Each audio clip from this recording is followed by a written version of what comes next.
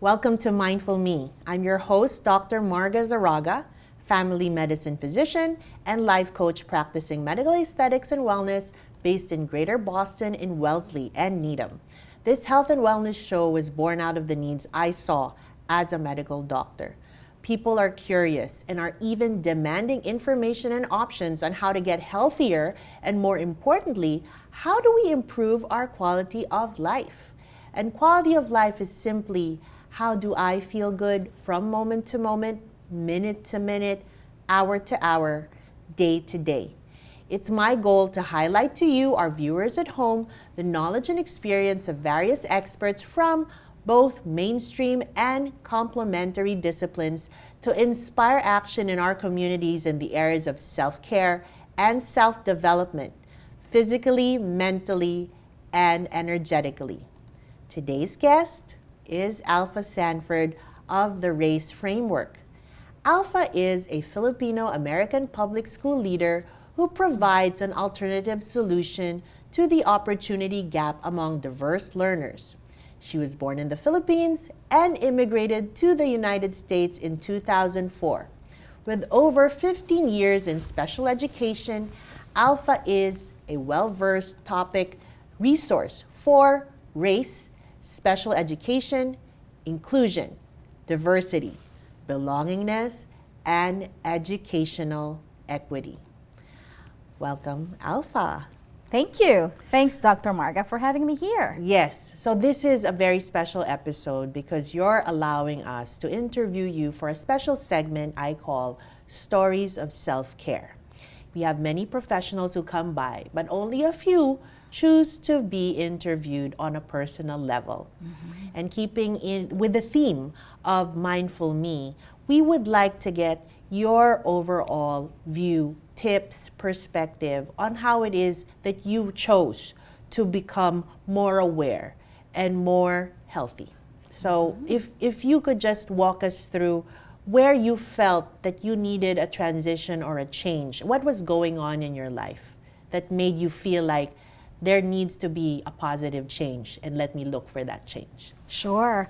So let me just share with you my journey on self-development, being aware, mindfulness, and all of that. It actually started when I was in college, way back when I was going to school in the Philippines. I was about 17 years old at the time, and it was my first time to be in the big city. So you see, I was born in the province called Tarlac, which is 3 hours away from Manila. And being in the big city where nobody knows you, and then all of a sudden, everybody is all in front of you, and you don't know how to navigate things and circumstances, right? And you feel like you're questioning yourself. Who are you? Why am I here? And still looking for the outcome that you want to do. In my case at the time, getting the degree of the university degree. So one day, as I was walking, going to school, there was this sign about a meditation center. And I stopped in, and there it was, a woman clothed in white long dress, and she welcomed me. And from then on, I began to learn about the center, and I began to really figure out what they're trying to do. This center was actually my foundation when it comes to meditation and mindfulness.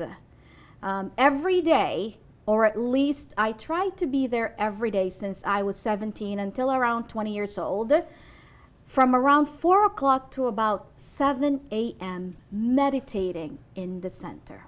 Wow. Oh. Yes. That is a dedicated practice. It's a dedicated practice to the extent that I've invited my sister, because during that time we were boarding in a close by area. Like I said, I was walking, that's how I discovered. And in that early morning hours, my sister would come to me, and we would walk to the center, and we would meditate together along with our fellow meditators, right? And I have a funny story because my sister, who isn't as focused as I am when it comes to my journey on mindfulness and meditation, one day she was meditating with her feet crossed. She fell off because she actually fell asleep. And then from then on, she said, "Oh my gosh, Alpha, I don't think I'll be able to do this." But that's how, the foundation of my journey to mindfulness and really seeking not just the mindfulness piece, but the spirituality piece and finding the purpose and what am I doing here, right? What did God bring me here to do? Yes. Yes. And yes. I want to say that, were you actually concerned about something during your college years that brought you to this peaceful practice that you were doing daily? Or was it more because you had goals? Like, if you could tell us, because people come into the mindfulness journey in different ways. I'm just wondering what was happening in the background of a busy college girl. Oh, yes. So during that time, as a very driven young woman, I said to myself, I am going to graduate, as the valedictorian of this huge university in the Philippines, right? It's the biggest university in the Philippines. And, how am I going to get to that goal, right? I went to that university with that one thing in mind, which is to graduate as the valedictorian. But little did I know in my limited time and awareness that piece of goal was actually stressing me out. Yeah. So,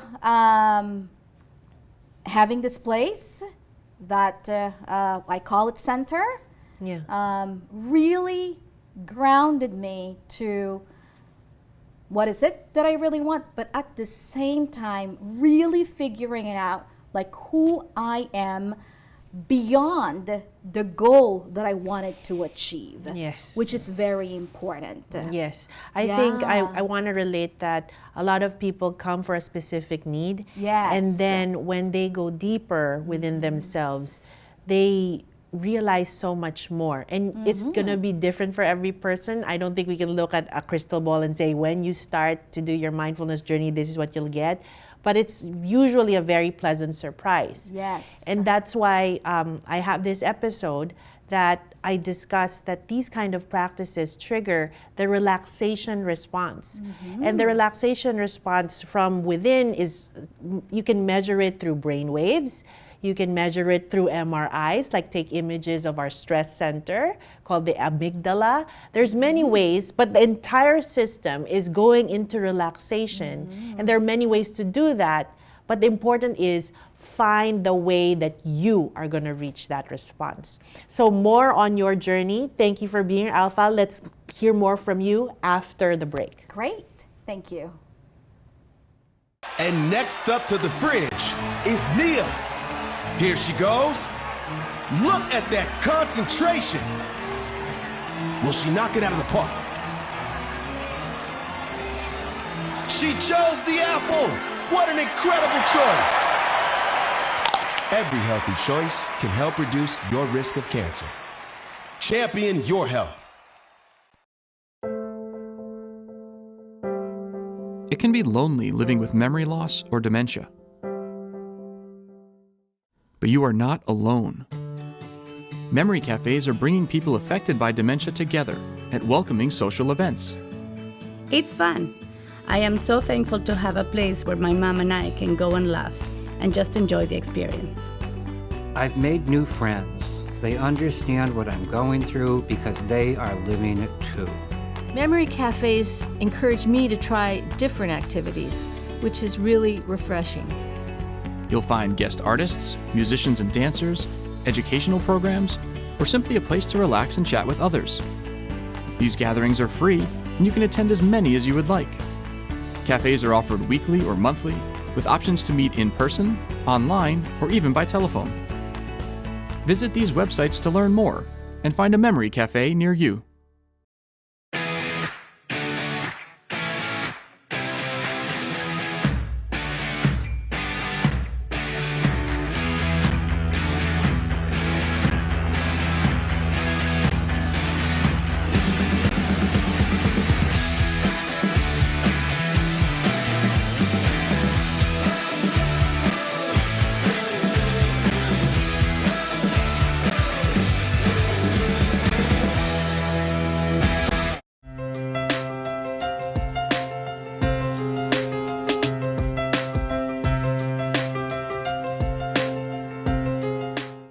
Welcome back to Mindful Me.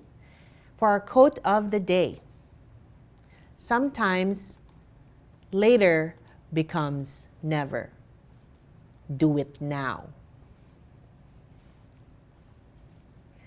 All right, back to you, Alpha. Let's do this now, right? I love it. Yes. Very good. So you were describing to us the beginnings of your mindfulness practice, and that was a busy college girl in a big university, reaching goals, aiming for goals that actually led to your own more holistic wellness, which I believe, has brought you to where you are right now. So what has the college girl then achieved from that time, and where is your wellness journey bringing you to now? Wow, a great question. Yeah. So that college student has been an immigrant here in the United States for about 18 years. And I've been focused on education and helping leaders, helping schools, but especially students when it comes to their needs like special education, students of color, our black and brown students, and really dialing in when it comes to equitable services and education. So the foundation that I got from that center really actually helped me try to balance all of the many demands of being an education leader, being a mom to a very active 15-year-old daughter, and obviously managing an entire household. And as a very busy professional, people think that when you are an education leader in a public school system, you have the summer off. But in reality, you don't.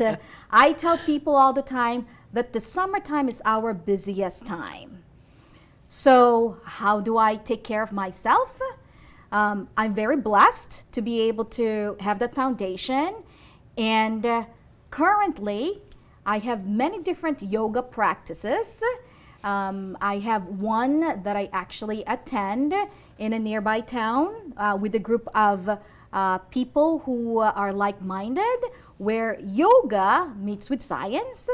And I also have a more intimate group of folks that I do yoga and pranayam on a regular basis. Pranayam is really, the breathing piece and really tuning in terms of the breath that goes in and out throughout your body. And lately, I've been focusing on this meditation called metta meditation. Very interesting. Yes. So it sounds like you're quite dynamic in terms of the techniques that you have chosen to take up, and you've taken up multiple. Yes.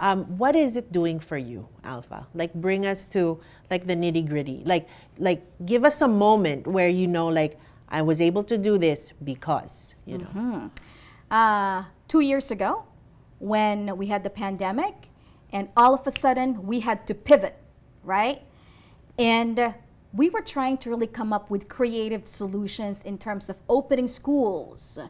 And at that time, really, we don't know how to open schools. We did not have any clue and things like that. But when I surrendered and put my hands up there and said, Lord God, please help me, give me an idea. And I just took a deep breath, put all the faith that I have to God, and in a few minutes, an idea came right through me. And I gotta tell you, when the pandemic started, way back in around February to March, I had the fear. The like fear all of the us. unknown. Of course. Right? So I have a coach at the time, and we went through the Om meditation. So every night, we would do the Om meditation for 1 hour, just the sound of Om going through the system. It not actually helped me calm my system down, but the best part of this is that we are also, or at least we had the belief that by doing that, we are also able to heal the world and send out the good well wishes to the people around us. So that was a great moment for me. And doing that consistently, almost every night for 3 months, really helped me get through my fear of the pandemic. And in May, I remember, when everybody was fearful of going back in the office, I said, I had to push myself, and I said, I'm gonna go to my office. And I did, and I'm very thankful for the meditation practice that I had. That's a very powerful share, because the pandemic was a test for all. Yes. That testimony that you just shared is a story of resilience, your personal resilience applied to your role that obviously impacts many lives. Right. Our children. I'm very grateful that you are in a position of leadership where that example can be magnified and mirrored for others to follow. And I'm just hoping that somebody out there is watching and witnessing you right now in your radiance, in your brightness of your face, in your determination to fulfill your purpose in your chosen field. How lucky is it that you've chosen to migrate to this community that you serve, and that you continue to persevere on how to be better. Because you see what you do directly impacts the people, who walk to school. I mean, so I think what I'm inspired to say is that when I was listening to you, one of the, I would say, biggest accelerators in the mindfulness journey is when you realize, you ready? Yeah. When you realize that the journey is not about you. That's right. And then when we see the impact that we can have on others in service and in true love, not the kind of service that is draining or excessive, but the service that just is powerful and just emanates and vibrates with an energetic love. And you have not only explored but continue to explore techniques where you see how important it is to pause, and the pause that you're doing is not pause to do screen time or social media, but the pause to go within. I want to share this with you. I went to a local museum in Boston. I was appreciating this museum because it actually has, and people are going to start guessing, which museum did she? That's right. So I'm going to keep them guessing. But I went to this museum, and there is a garden at the center of that museum. I think I know. and what it made me feel, I didn't expect it because I haven't visited that place in a while. But let me tell you the point I'm trying to share amidst this mindfulness conversation. The windows are facing inward. That's right. Yes. So it's a physical, I would say a reverent, almost like a sonata. In our culture, as we are both Filipino, we have the word harana, a love song. The museum had this special place that was a love song to inward contemplation. That's right. And so I want to magnify your message of how, it's a story of chapters of your life that you just shared with us, but you've showed people today how it translates to the benefit of others as well as yourself, and how the benefit of your own self-growth is tied into, I would say, a very impactful time of the world. So I just want to thank you for giving us the opportunity to bear witness to that journey. I hope to have you back because I think we have so much more to talk about. So if you can, please keep us on your calendar, okay? Of course. Yes, of course. So with that, we'll film another episode with you. Let me just say that I want to thank the audience today for joining us for another episode of Mindful Me. Please give us feedback on mindfulmetv@gmail.com and look for us on YouTube and Facebook as Mindful Me with Dr. Marga. This has been another episode of Mindful Me.